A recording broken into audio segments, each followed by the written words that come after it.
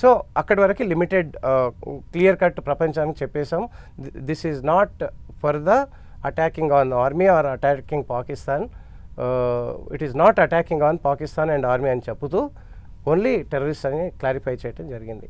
కానీ మనము సర్జికల్ టూలో చూసాము, మనము బాలాకోట్ అటాక్ తర్వాత వాళ్ళు మళ్ళీ రిటాలియేషన్కి వచ్చి F-16ని అంటే పోగొట్టుకున్నారు. అండ్ అభినందన్ని కూడా వాళ్ళు క్యాచ్ చేసి మళ్ళీ వదలటం జరిగింది. సో దానిలో భాగంగానే ఈసారి కూడా అలా మనం ఎక్స్పెక్ట్ చేస్తాము ఏదో ఒకటి చేస్తారనేది.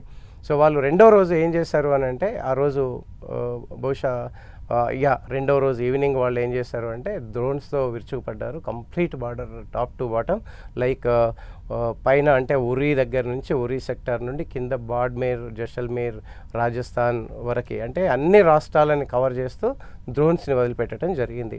సో ఈ డ్రోన్ టెక్నాలజీ ఎక్కడి నుంచి వచ్చిందంటే, ఒకటి ఫస్ట్ చైనా నుంచి, తర్వాత టర్కీ నుంచి. టర్కీలో కూడా ఈ సిచ్యువేషన్ అరైవ్ చేసిన తర్వాత ఒక 350 నుండి 500 డ్రోన్స్ పంపినట్టుగా మనకి సమాచారం ఉంది. సో ఆ డ్రోన్స్ని మన పైకి వదలటం జరిగింది. ఆ తర్వాత అక్రాస్ ద బార్డర్ కంప్లీట్గా ఆర్టిలరీ షెల్లింగ్ ఇంటెన్సిఫై చేయటం జరిగింది, పెంచడం జరిగింది. సో అది కూడా మనలాగా ప్రిసైజ్గా ఓన్లీ టెర్రరిస్ట్లో అని కాకుండా కంప్లీట్ సివిలియన్స్ పైన, రెసిడెన్సెస్ పైన, గురుద్వారా పైన, స్కూల్స్ పైన, టెంపుల్స్ పైన డ్యామేజ్ చేయడం జరిగింది. సో దానికి తగినట్టు మన వాళ్ళు రిటాలియేట్ చేసినా కూడా మనము ప్రొయాక్టివ్ కాకుండా రియాక్టివ్గా ఉన్నాం. వాళ్ళు చేసిన తర్వాతనే మనం చేస్తూ వస్తున్నాం.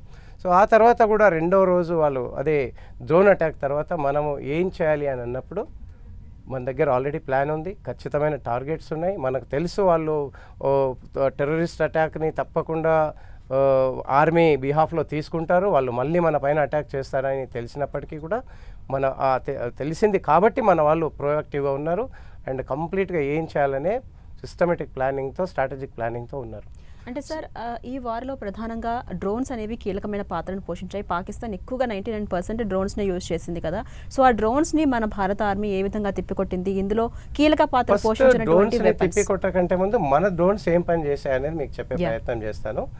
సో ఎప్పుడైనా కూడా వీళ్ళ డ్రోన్స్ అటాక్ రాగానే డ్రోన్స్ని మనము ఇంటర్సెప్ట్ చేయడానికి, వాటిని కొట్టడానికి మన దగ్గర అంటే ఆ డ్రోన్ యొక్క ఎఫెక్టివ్నెస్ ఏంటి దాన్ని బట్టి మన వాళ్ళు రియాక్ట్ అయ్యారు. కొన్ని గన్స్తో కొట్టారు, కొన్ని నార్మల్గా మన దగ్గర ఉండేటటువంటి ఆకాష్, తర్వాత L70 గన్ ఉంటుంది, దాంతోనే న్యూట్రలైజ్ చేశారు మోస్ట్ ఆఫ్ ద డ్రోన్స్.